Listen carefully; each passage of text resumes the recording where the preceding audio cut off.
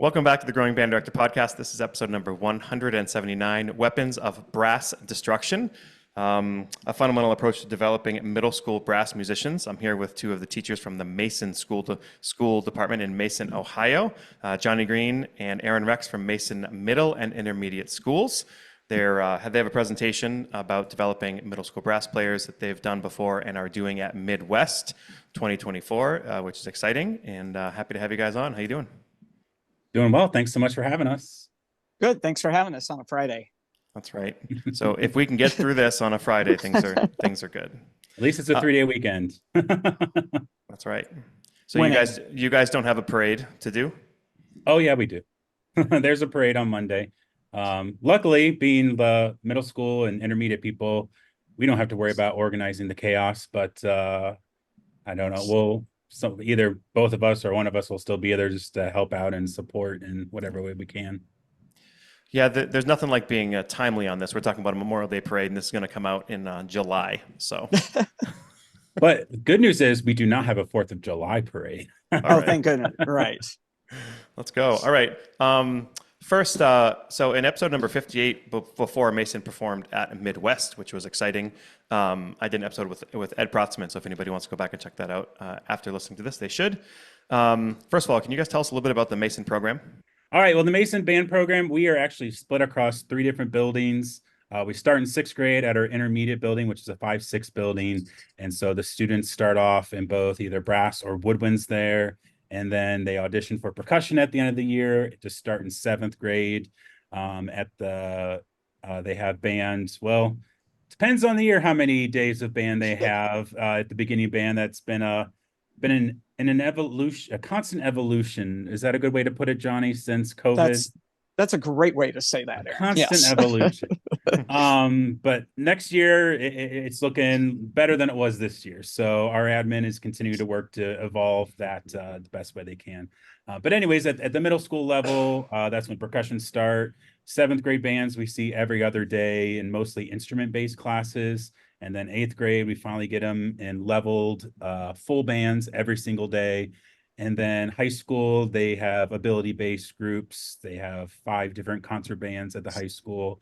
We have jazz band programs at the middle school and high school levels. Of course, the marching band is now correct me, Johnny, a 12-time finalist? Yep. 12-time finalists at Grand Nationals. They've done the Rose Parade twice, Midwest 3 times. The middle school bands have played at the National Concertband Festival a couple times. We host our own Cincinnati Regional Festival here that all the groups, including the beginners, play at. There's Winter Guard programs from 5 through 12. There's all sorts of stuff and all sorts of other accolades we could rattle off. But if anybody Googles the Mason Band program or goes to masonbands.com, you can do your own research, I guess. But that's kind of the overview of this 6 through 12 program. Anything I missed, Johnny? No, I think that's it. And like you said, you can see all the different. I mean, everyone's probably already knows all of that, and goes to the website. You can kind of see how all the staff and everything's delineated through the program. Yeah, one thing I pointed out when I did the episode with Ed, Midwest Prep, was that within a 5-week period, you guys were in BOA top 5 and then performing at Midwest with the top band in the high school. And that's such a, 2 huge things to happen such simultaneously. And then was it this past year you guys were at the Rose Bowl parade as well? Yep. That's lots going on. But we all work together to help and support each other in every way we can. So we all kind of have a little bit of, I don't know what the word I'm looking for, just a little bit of ourselves in all points of the program. Yeah, that's the way it should be. That's great. All right, so real quick before we get on to it, a favorite band piece, grade 3 or easier. Johnny, you're first. I'm one of those people who have a lot of that. So I'm just gonna say 2 composers. The first being Carol Chambers, and having the opportunity to work with her in Texas as a marching band arranger for my former program, and just generally her understanding of what students need to be able to play at that level, I think is amazing. And of course, Brian Ballmages. So you kind of can't go wrong with either one of those. And Aaron and I also do a the University of Cincinnati Alumni Community Band, and those pieces work for the adults also, which is what I love so much about that. Great. Aaron? I'll go with one of my favorite grade 1 pieces. I don't think it gets played enough. It's All Ye Young Sailors by Pierre Laplante. It's like I literally found the piece at a previous job because our high school fight song was in 6/8 time. And it's like, all right, these middle schoolers, they got to learn 6/8 time from the beginning because they have to march a parade in the football game next year. So I literally went through the entire Pepper catalog and it's like, where are the grade 1 6/8 pieces? And it's the only one I found, and it's a great piece of music. Yeah, my wife is a great middle school teacher, and she says the same thing. Like that's one of her go-tos for 6/8. I will say, and I said this before, I use a lot of nursery rhymes when we work on 6/8 because the kids have that in their vernacular. So then we work on reading unison nursery rhymes. If anybody wants to reach out to me, I have some handouts that I use with bands and stuff. Awesome. All right, so let's get on talking with about brass stuff. You're both brass specialists. As am I. So we got 3 brass players. This is great. First thing I wanted to do was kind of out of order was talk about the pacing section. Because the comment slow is fast. I think so many people think they need to get to page whatever by whatever time of the year and say, well, it's the second week of January, we're on page 31 or whatever it is. And the fact that you guys are really into the slow is fast mentality, I really dig. So can we talk about that a little bit? You can take that first, Johnny. Sure. So what I can tell you is that my experience prior to Mason was everyday beginning band. I taught both at a middle school in Judson ISD in San Antonio, and then also as a high school director in Hayes, close to Austin. We would still, as high school band directors, would go after high school is done. We go back to the middle schools and are still teaching beginners. So we had them every day. And there was still some of that mentality, like you're talking about, like, oh, we got to be a page so-and-so by so-and-so. And to me, I didn't care as long as all the things are right, because I know in my heart of hearts, if they have those basic fundamentals, it's not going to matter later. Like because you don't have to go back and fix all of that. And I think that, starting as a high school director and then working with beginners helped with that. But arriving at Mason was a complete change for me because, as Aaron mentioned before, we get so little time with the students. So this year I had a total of about 30 hours of time, which is about 8 weeks of everyday band. And so my first year, I was given the impression that we were still trying to do a complete octave and all of these things. And I'm trying to figure out how to go about doing that. And it wasn't a great experience for the students or myself those first few weeks. And then I just had to go back and go, you know what? I'm just going to go one thing at a time. We are just going to check all the boxes, cross all our T's, dot our I's, do all the things that I know are going to help them be successful, because when they get to 7th grade, they'll get more time. When they get to 8th grade, they'll get more time. And then we're lucky to have not just great band directors, but great private teachers who can help us accelerate their learning if we get them those right fundamentals. That's my thought behind that. And Johnny, again, he does a great job with, we joke about how he gets the kids just to walk. Sometimes, depending on the year, it's just to crawl. But if they have those fundamentals of like the embouchure, the hand position, just making good sounds, and what we call the band habits of all their posture, getting their toe tapping and breathing exercises, then I get to take that in 7th grade and we start walking. Some years slower than other, because everybody knows every year is a little bit different. Yeah. And then hopefully by the end of 8th grade, when they get to Avius, our director of bands, and he's the brass guy at the high school, they're ready to run or at least speed walk when they come in freshman year. But again, just getting those fundamentals and making sure that both us and the students understand patience is just the way that we make it work. Yeah, and you have in your hand to mention that brass are just going to move slower than the percussion and the woodwinds, and being okay with that. So forgive me, I have Friday brain. Are your brass classes separate from the woodwinds and percussion at this age? They are. Yeah. So at the intermediate, Johnny had their teams, and I guess Johnny, you could talk more about how the teams are set up for your brass classes. We have zero influence or knowledge of who's going to walk into our classroom until it happens.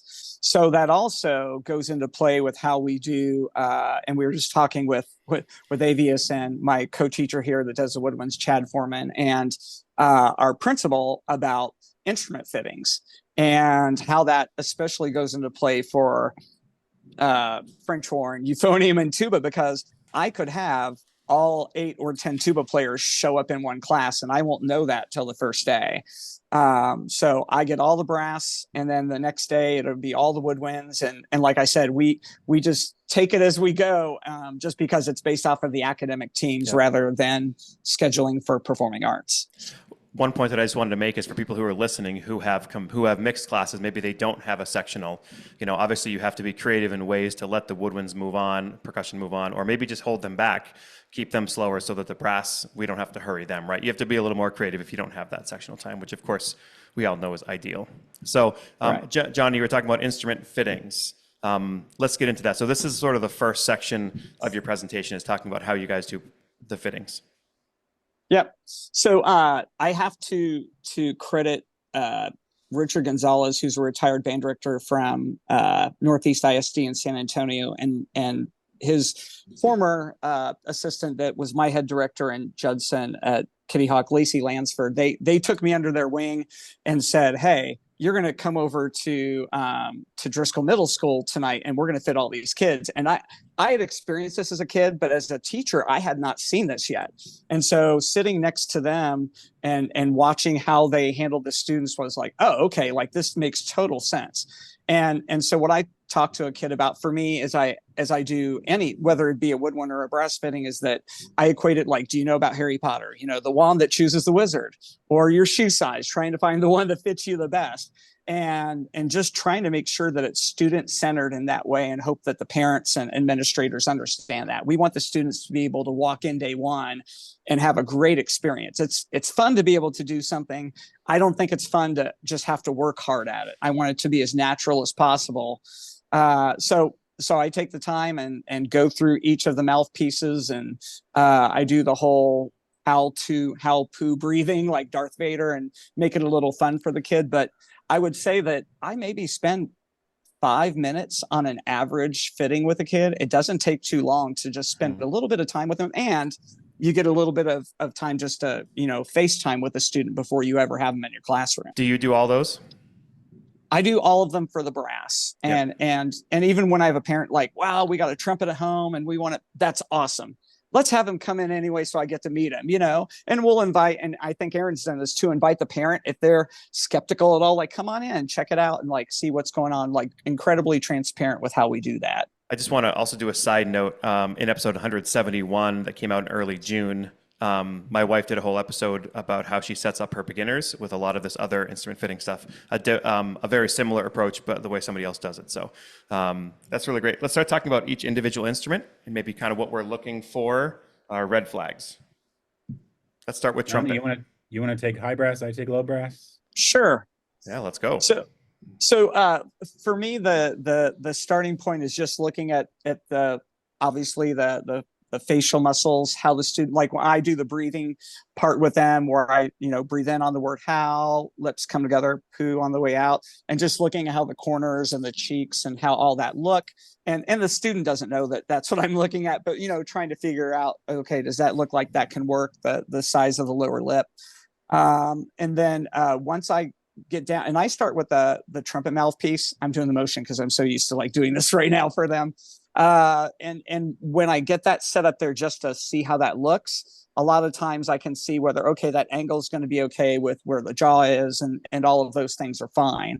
And sometimes, a kid will surprise me and they have this really full bottom lip and like everything's perfectly fine. And all of a sudden, a concert B flat right where it needs to be, a low C for trumpet, pops out, and it's like, wow, okay, that's cool. But if it's a really low vibration, well then, okay, well, let's maybe, then move down into the low brass. But I kind of played off of whatever I see right there at the moment with the kid. And then for French horn, we go pretty well. I like to go pretty specific with the little bit of an aural skills test. So I'll get my tonal energy open, or if I have the harmony director with me in the room, and I'll have them hum pitches back. I ask, hey, do you like to sing?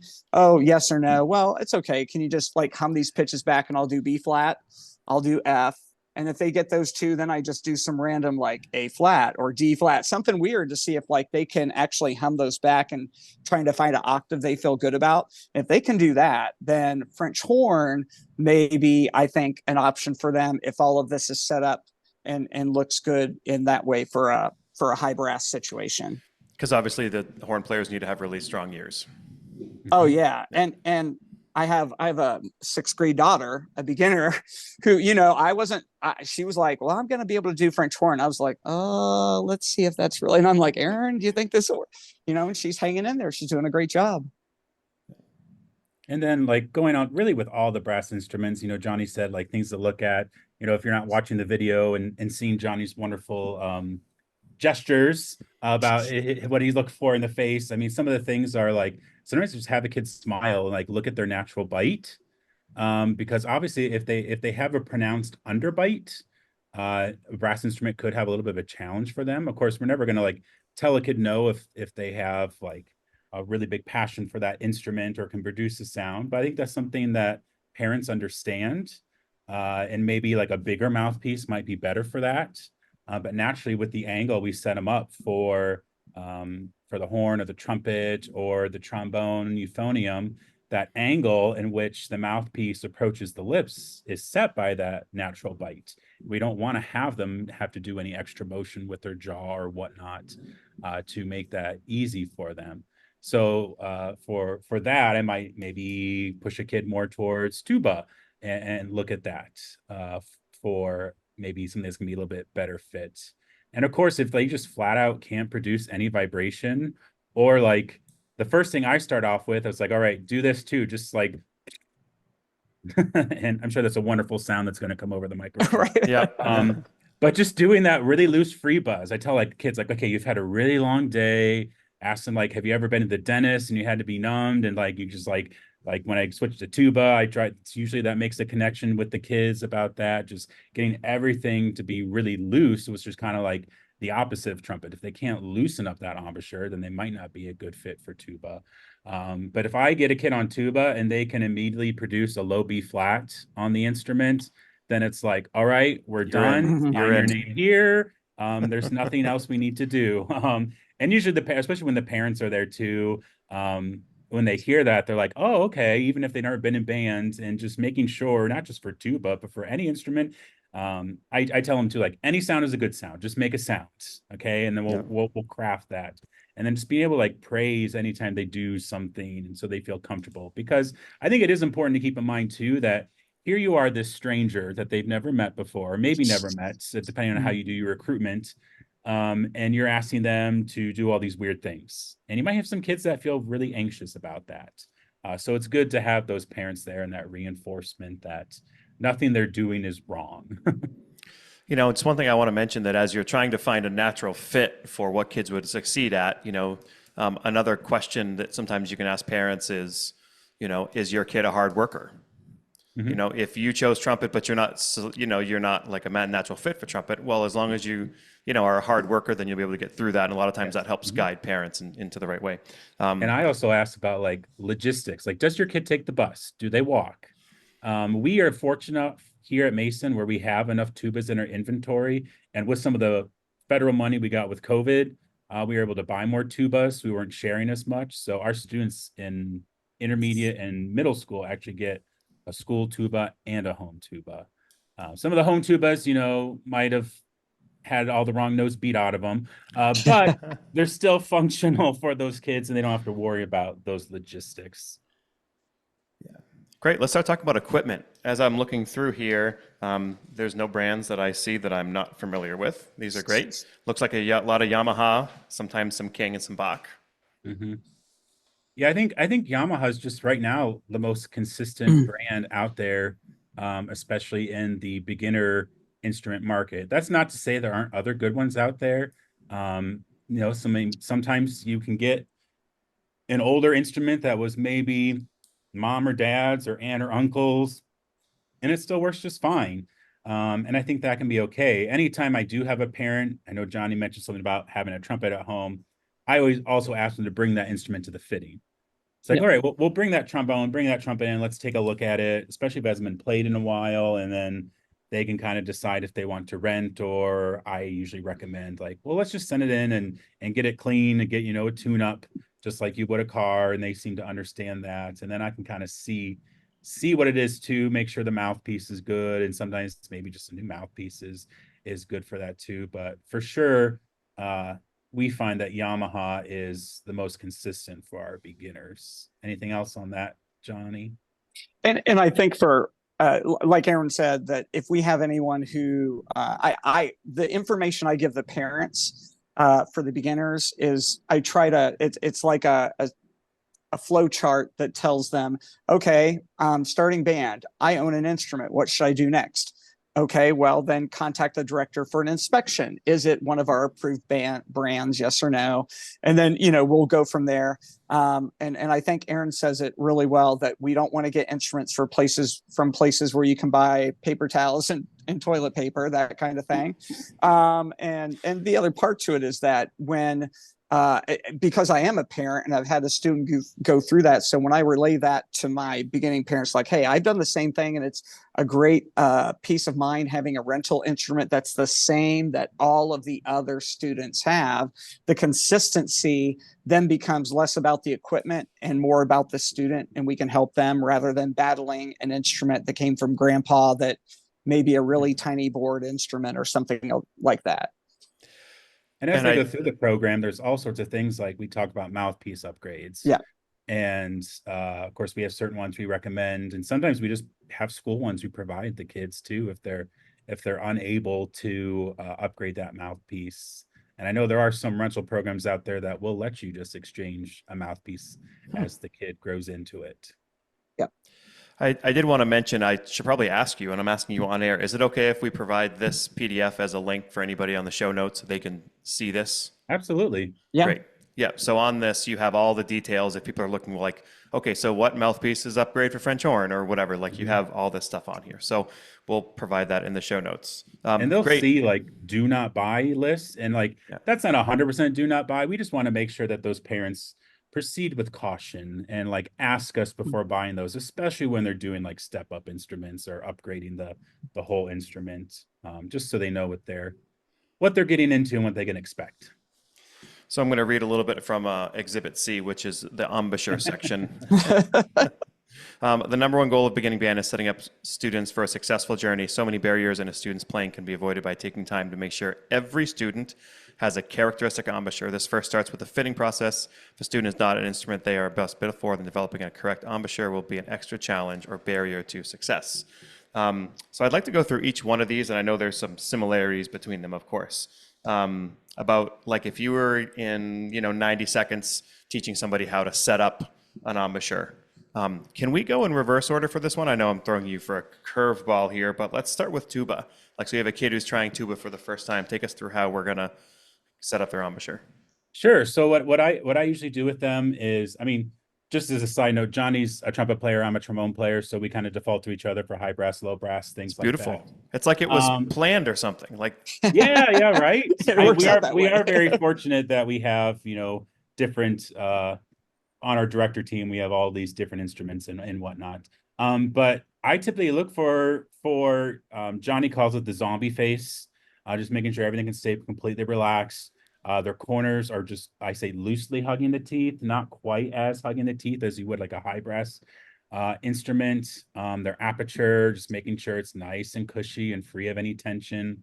And then really for tuba, you got to get them set up with a little bit more space between their molars. Their oral shape needs to be a little bit bigger too, which is something we can't see. So if I can get them just to really loosely do that free buzz and produce that sound, and then just getting that mouthpiece centered, they're usually set up pretty good to make those vibrations. And again, tuba, if they have a natural underbite, tuba, that bigger mouthpiece can be a better fit for them than say the trumpet. Can I ask you a question? Yeah. What syllables do you have them use when they're tonguing on tuba? This is something I've talked about and heard various approaches on different podcasts. I usually go to do. I like the O syllable to make a bigger shape in the mouth. But I know there is also a school of thought to do more of a TH sound or a really soft D syllable to get that tongue maybe a little bit more forward on tuba. Got it. So I Great. think it's just whatever works and whatever produces, like as long as what you're doing with tuba, I think is consistent from your beginners through high school. I don't think it's a big difference I mean, we could get really monotonous with it, but I don't think it's a huge difference between more of a soft do syllable or a tho syllable. It's Do you kind of where do you want do your tongue. anything different in the middle register versus the lower register versus the upper register? Yeah, so once they go higher, they're obviously going to, there's an aperture change there, and they're going to get more of an E syllable, or maybe for tuba in the mid range, they're going to transition to an ah. But definitely for most of them, it's going to be that O syllable. Great. And then you have, we'll stick with low brass here, trombone and euphonium on the same. I think even once you start to get into the trombone and trumpet horn mouthpieces, I think you want to look at their corners. And if they can't control their corners, or their corners are kind of like spilling over the mouthpiece, that could cause a little bit of an issue with them on any brass instrument. Or maybe it's something that, again, let's try the tuba now, because that's going to encompass more of their actual embouchure. Making sure, of course, that mouthpiece is 50-50%, top lip, bottom lip, centered there. Let their teeth, that natural angle of their teeth, I usually have them maybe think about biting on their pinky to set the space between their teeth. And then whatever angle that is, even with the trombone mouthpiece, you can actually put it on their teeth to establish that angle. Because if it gets too straightforward or too low or just wrong, then the airstream's not going to work properly. So I think that's something to look into there as well. Can I ask you a question about that? So Yeah. when you said that, do you mean turn it around and put the shank of the mouthpiece between No, your the teeth? actual rim of the mouthpiece. Okay. Like, yeah, Johnny's got it right there. Yeah, it's easier to do with the small ones. Yep. But like that's The the tuba. angle of the Yeah. mouthpiece. And that's something I learned from one of our horn lesson teachers, who's like an embouchure guru on horn. And as soon as I did that, when I took horn lessons from her, I was like, oh my gosh, my sound is so much better. This is so much easier. So again, just let their natural like teeth and anatomy there kind of set the angle of that mouthpiece. Right. They got to work together. I have a friend who's a fantastic trumpet player who plays off to the side, like to an extreme way, but the way his vision worked, that's how we had to read the music. And to this day, he's a fantastic trumpet player, and trumpet teachers never changed it because it was like kind of what worked for his body. Johnny, when I teach high brass, I always talk about having your face flat against your teeth. Because I think a lot of times it gets these pockets of air, and obviously we don't want that with upper brass. Yeah, and so what I do is I put up, like it says there in the sheets, I still use the Art of Brass playing, the Chicago Symphony guys. I put those up there. My students all have the pictures in their binders, and so we start with that way. And we have mirrors, and I know Aaron still continue. In fact, we just reminded all the kids, don't throw away your mirrors. You need them for seventh grade. So we start with the mirrors, and I go back to the how poo. Like it's really that simple. That once they get the P syllable and watching those corners staying. And like you said, if there's anyone who starts to have those pockets, okay, well, let's, see what we have to do to keep that. And I do lots of just slow, like just touching. We're not trying to vibrate right away. I know they can because they've been through the fittings, but trying to get that to look right. And so like their first part is, does it look right? And then look at your buddy. Does your buddy look right?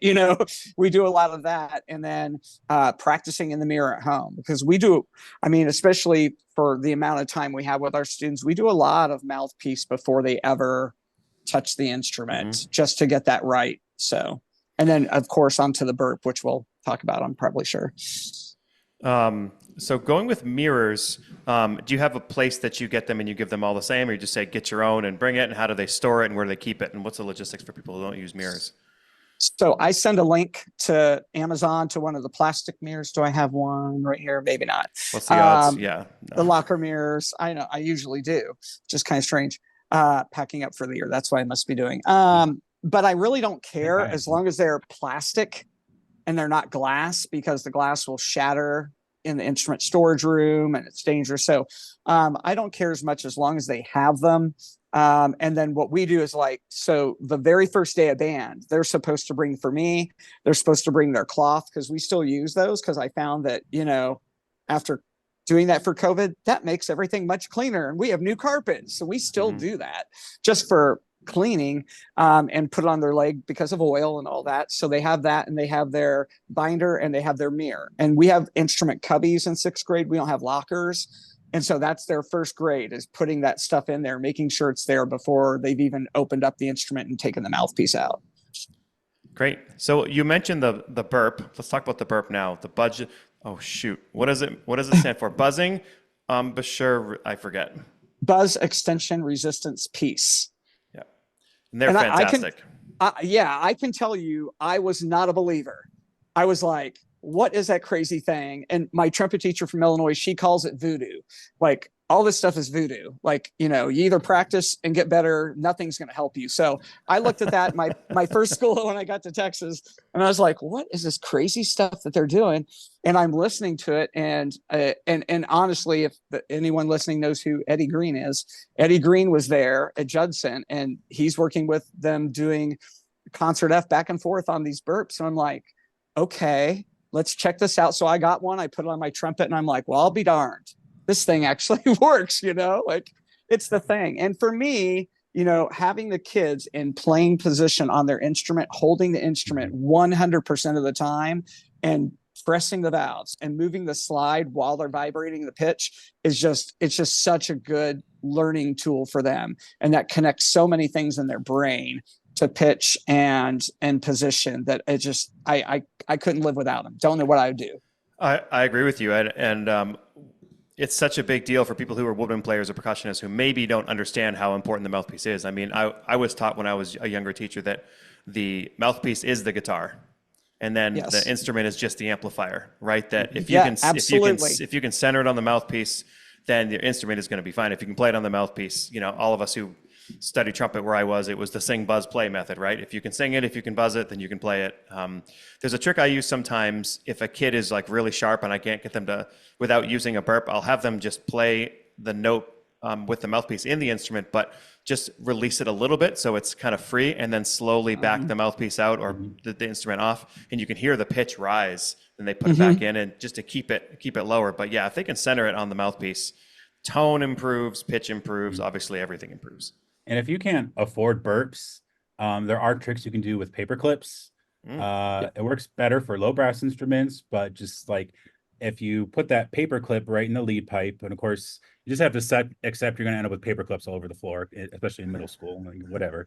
But the actual purpose of that is you're purposely making a leak, and they have to use more air to make sure that they're producing that sound. And then you take the paper clip away, and then it kind of gives you the same effect as the burp does. So if you can't afford burps, if that's not an option for you, then paper clips, you can probably get a plethora of paper clips for the price of one burp. Great. Let's get into hand position.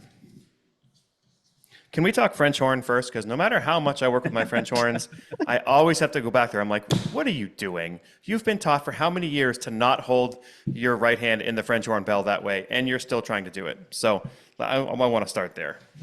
Well, I'll go ahead, Johnny. Can I talk about beginning stuff? Yep. So the right hand for me, for beginners, we hold the bell on the bottom. We just hold it, and we do French horn. This is like how I set that angle with the instrument also. And we do like what I call the French horn push-up. So they bring their right hand up so it looks like, bells to the floor, and then they bring it down to that angle so it's off their body.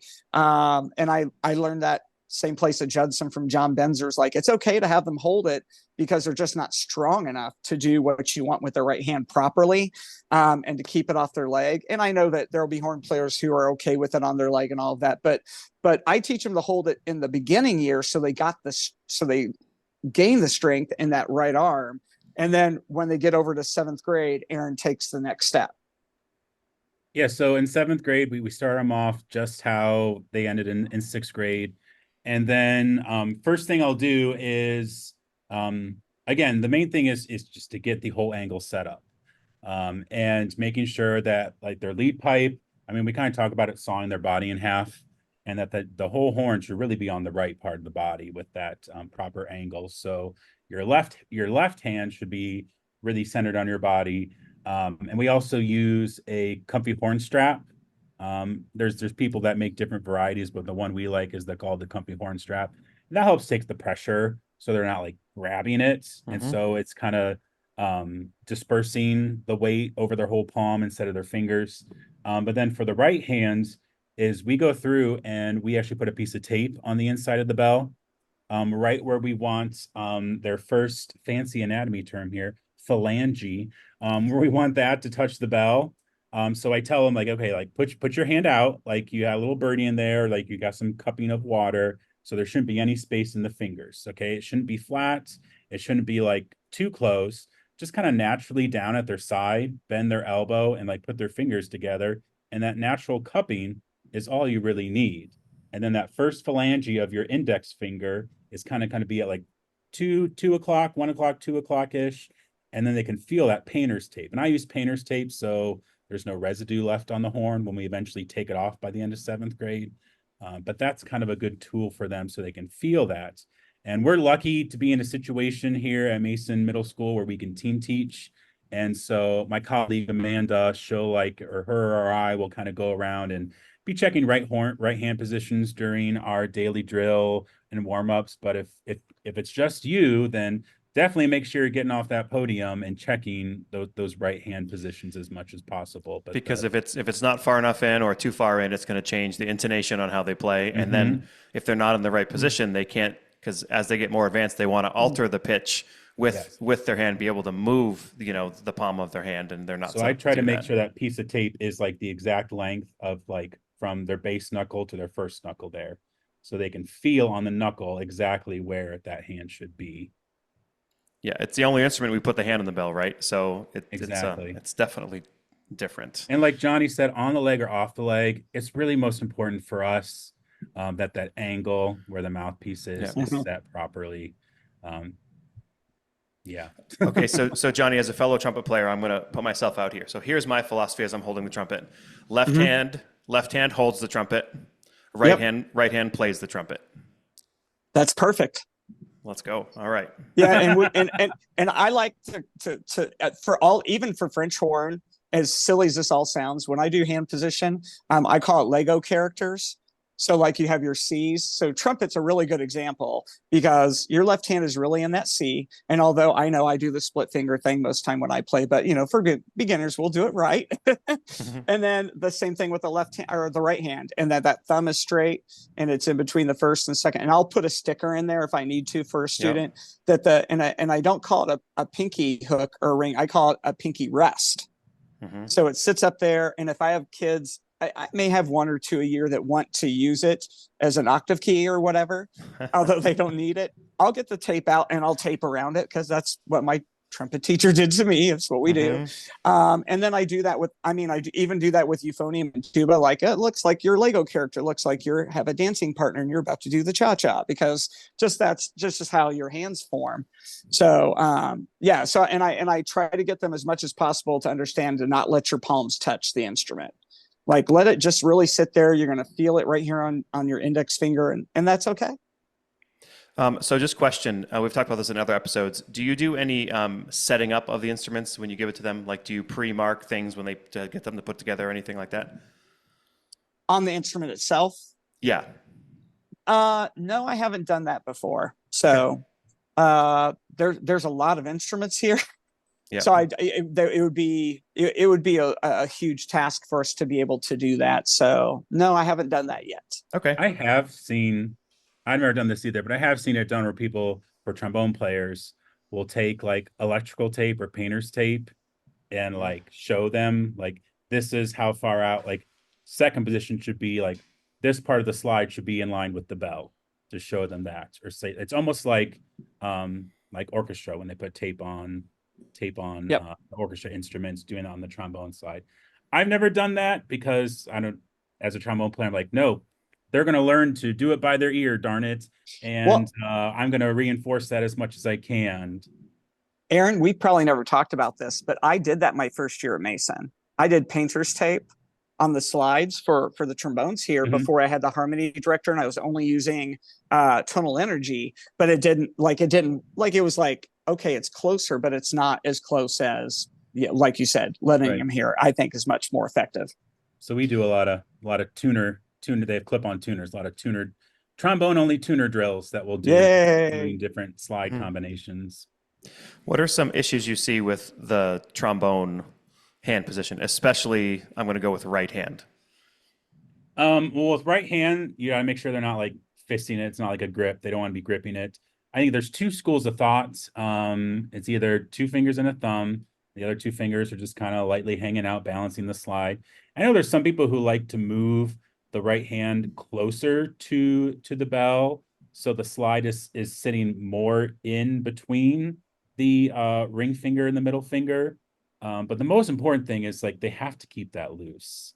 Because if they get too tight, then that tension just goes and transfers down into their elbow and into their shoulder and whatnot. So really making sure it's 2 fingers or a thumb, and then you can decide how far you want that brace to go between the ring finger and the second finger. But especially, this kind of goes in the hand position too, is making sure that they're making an X between the slide and the bell, and the slide itself is not parallel or flat to the ground.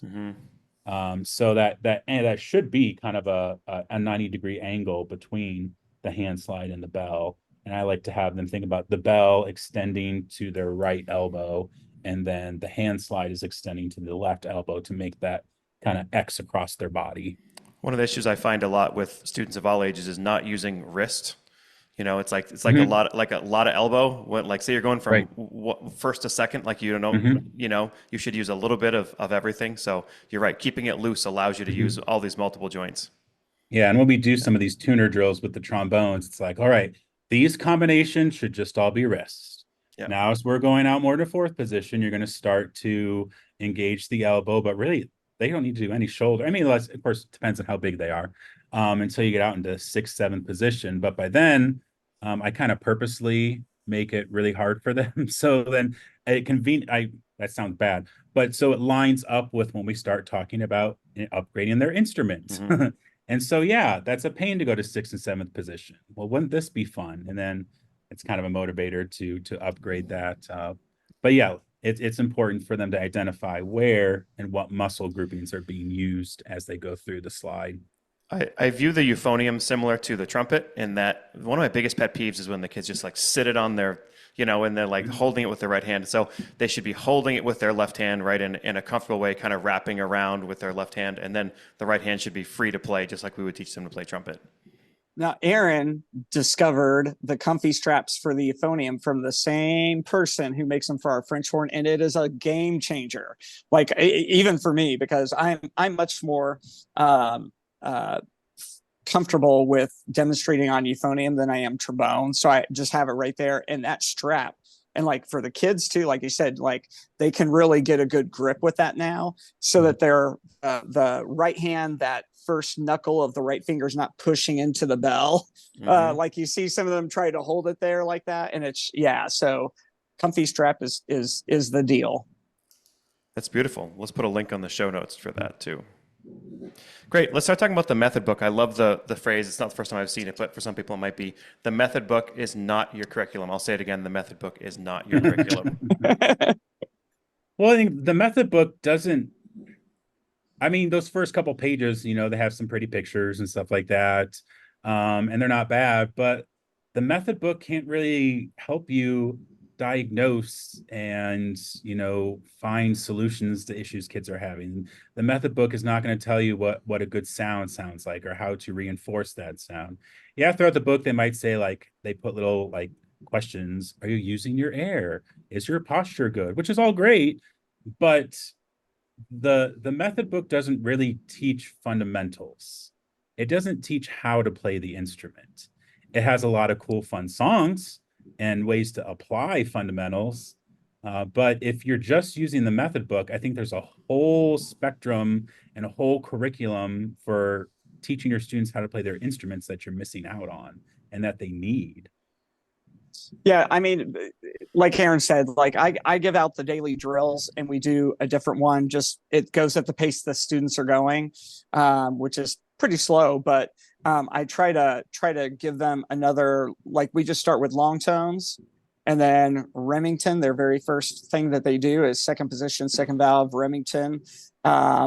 And articulation. And then we add in lip slurs, and then we add in the scale, and then we add the scale with eighth notes. And it just keeps building. And we do, I think, a really good job of connecting from sixth grade to seventh and eighth grade with Aaron and how our brass are going through all of those skills. That the book's not necessary other than just for the songs. And I've been, and this year, I've done it a couple of years, but I actually started this year because of our class schedule being so short, took more tunes out of a different book this year just because that's where the students was 3 notes. So it's like, okay, we're some more 3-note songs, and then we just write some things for them and fun tunes at the end of the year. I give them We Will Rock You and Go Team Go, like sports cheers that they can do with 5 notes, so they can still play a lot, even though that's not necessarily in the book itself. So I did want to mention John McAllister's great work.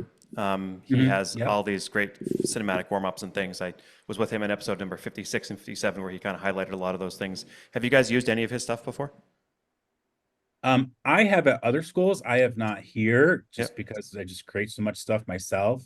But I think that his stuff is a great resource for maybe people who maybe as a starting point to like kind of see what we're talking about and things you can do beyond the method book.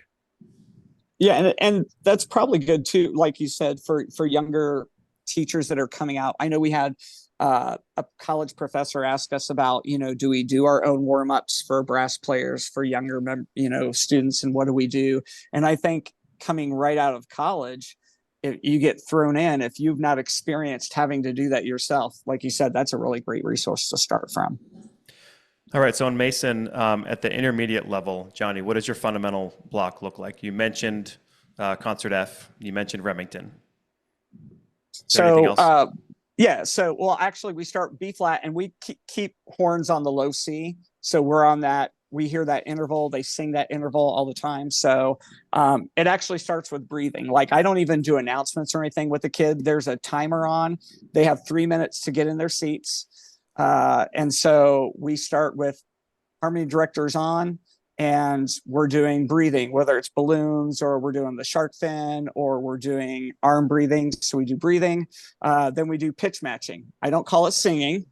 I call it pitch matching, although they know that's what it is. And I do some silly meme every day is a different thing. Like it could be a dog howling. You're like, okay, we're going to howl on ooh today, or we're going to bark on whatever, we'll quack, whatever. And I do 5 notes and they come back and forth. We'll do chords and I do, crazy melodies and have them just audiate all that back.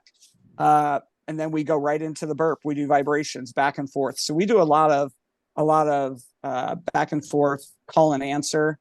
And then we'll have students do that once they feel good enough to do that, and take volunteers to do that, to build some leadership and some of their confidence level as they play. So after vibrations, we go to long tones, our Remington. Then we do our scale exercise, which just for intermediates, it's 5 notes. We'll go from whole notes, half notes, quarter notes, hope to be by the end of the year into eighth notes slurred, and then into lip slur.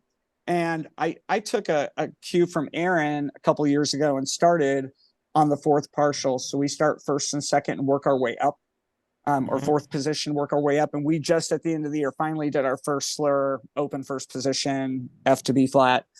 And then we'll do, I teach the chromatic exercise and the chromatic pattern down to that fourth partial.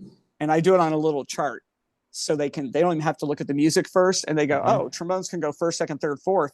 Now look at that exercise. What are those notes? They're like, oh, that looks hard. You just played it. Like, oh my gosh, So, and that's about the extent. And then articulation through, they read through eighth notes, but they can play through 16th notes by the time they're done with us. I just wanted to mention for people who are not brass players that that's starting on the fourth partial and working up. The more tubing you're using, lip slurs are a little bit easier and they get harder as you move higher. So that's a great tip, Aaron. Great. What does the fundamental block look like for you at the middle school level? Well, I think what I try to do at the middle school, and it's an extension of what Johnny does, is most of the fundamentals and the quote unquote warm-ups we do is really just teaching not only what Johnny said, but also just teaching the kids to be literate. And then so they're able to transfer those skills, like Johnny said. But we start class pretty much the way Johnny does too. We have a timer, and then we go right into I play, you play on the burps, just vibrating back and forth, and then into we do our perfect whole notes, just playing. We start where Johnny left off, so the horns are on C. So they're playing concert F, everybody else playing concert B flat, which to sidetrack for a quick moment back to the method book. Thank you, Aaron. The horn method book is horrendous. Sorry if any publishers are listening to this, but consider using the trumpet book. Okay, rant's over. Back to plus you're just training them to play in harmony from the beginning, which is great. But anyways, back to the fundamental routine. So they'll do those. They'll eventually transfer them. Horns will. I have them horns in their own class, so that's really beneficial. So they eventually they're going to drone on E, then they're going to get up to G. But eventually the goal is for horns to start on G every day, and then everybody else is on their concert F. And I think the same way with the tubas, if they're struggling with that low B flat, they could also drone on an F below the staff too and work their way down. But then we go into articulation. So it's like, all right, let's produce the tone. All right, now let's work on starting that tone with different ways and different note values and are we being consistent? And then I go into the long tones, just like the same thing as the Remington. And then they'll do some sort of chromatic exercise. And then, or what I call the combo studies. Maybe they're just going first, second, first. I'm talking trombone language. Second, third, second, because they also need to get that practice coming back to those notes. So whereas Remington, you're always kind of coming back to concert F or concert B flat, those different combo studies, or I'll have them go in whole steps or a step and a half, just all these different intervals back and forth. So they're just kind of learn their way around the horn better. And then they go into their lip slurs and then usually into some scale patterns or technical things like that. And then eventually at the end, a little bit of harmony training with them on just sustaining different pitches together. One more thing that I like to use as well, and a lot of people do, is like, what are you working on in your literature at that time? What can you take that you want them to learn in the music and utilize it as part of your warm-up as well? I do notice that these days kids really make that connection a lot, and a lot of times kids will give you a harder time if they're like, but we're not doing this in our music. Why are we doing this in our warm-up? And of course, the real answer they don't want to hear. So sometimes if you can make it fit with what they're doing in their music, that connects well. And I like to do like sequential warm-ups. So like Johnny and I both call them just daily drills.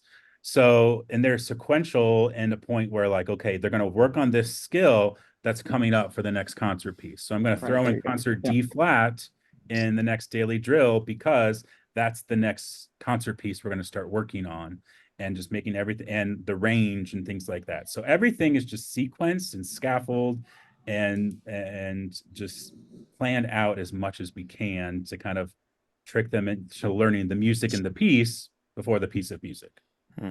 Yep. All right, so lastly, we're going to talk a little bit about technology, and I did want to mention when we talk about the Harmony Director, we did an episode with a couple of the guys from Carmel Schools on the Harmony Director. I think it was episode number 149, if people are interested to go back and check that out. So can you guys tell us a little bit about the technology that you use with the program? So the Harmony Director, of course, and when people ask like, how do you use that with the beginners? It's like a constant, whether it's the pitch matching or, that's, and trombones, this is how we learn our positions. Well, where is second position? Well, let's find out. Hum it, sing it, vibrate it. Now let's go to it and find where that is. And especially for horns. I mean, I can't, say enough about how much of an impact that can make. I have the drone on all the time with all the fundamentals so they can hear that. Because like once we set, there's a point in the year where I'll set the tuning slide. Like, okay, here's probably about, if everything else is right with the embouchure and the air, it's probably should be about here if we're all in the same instrument. And I mean, for sixth graders who only play 30 hours, I think we have pretty good pitch.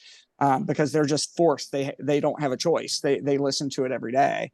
And I think the tuner with the pickup mics, we have the chromatic ones that actually tell it transposes. So you can, for everyone, again, for horn players, they can tell whether they're really on a C or an E or a G because it's going to tell them. And so we play some games. Once I get them on the tuners, which is for me about halfway through the year. So it's like January when we start on it. And I let them play some games with it. Like, okay, what note do you think you're playing? Don't look at it. Now look at it. Oh boy, I'm not on the right pitch, So I think that makes a huge impact in what we're doing. And I think too, another exercise with the tuners and whatnot is like we introduce even some pitch bending from the beginning. Yeah. And like show them like, all right, get that in the center, get it green. Now see if you can get it go to the left, see if you can go to the right. Because I think they need to be aware of those fine muscles within their aperture that can affect so much of centering that pitch.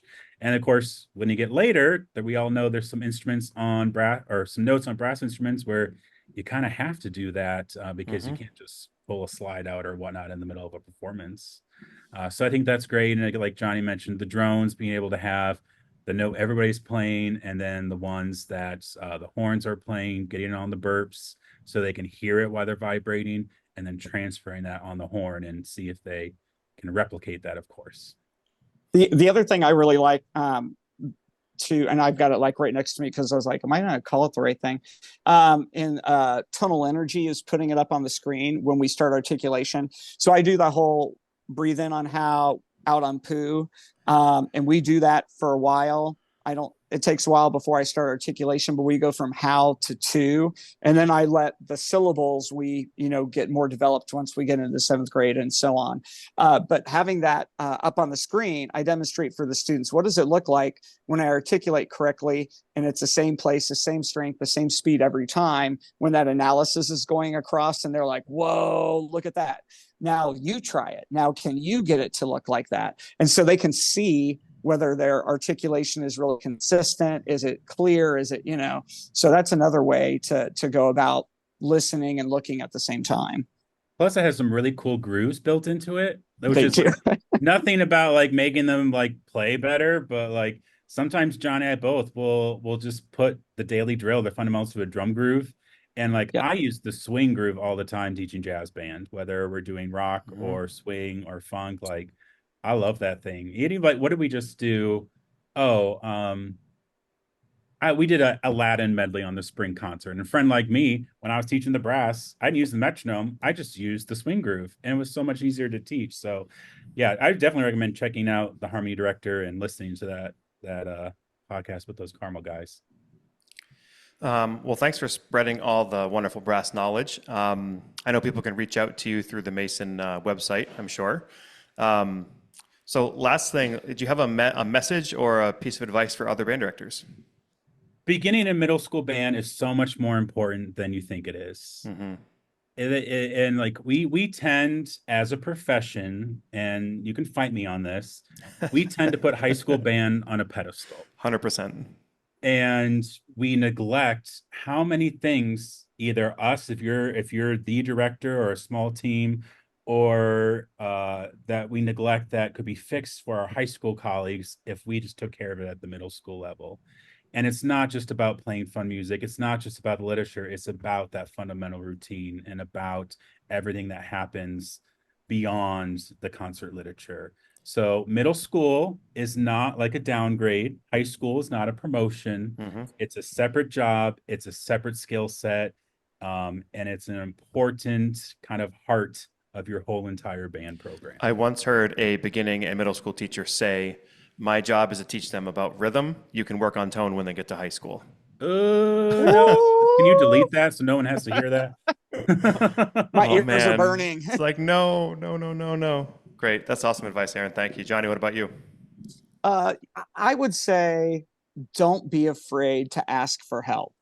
Like everyone wants to get better. And and don't be shy about it, and I can honestly say that all the people, like when people talk about, oh, you taught in Texas, you know what the thing about Texas is?